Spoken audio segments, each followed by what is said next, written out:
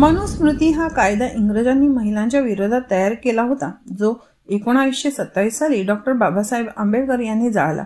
त्याच अनुषंगाने आज सत्यशोधक कष्टकरी सभेच्या वतीने दुधाळ शिवार कार्यालय परिसरात मनुस्मृती कायद्याची प्रत जाळण्यात आली।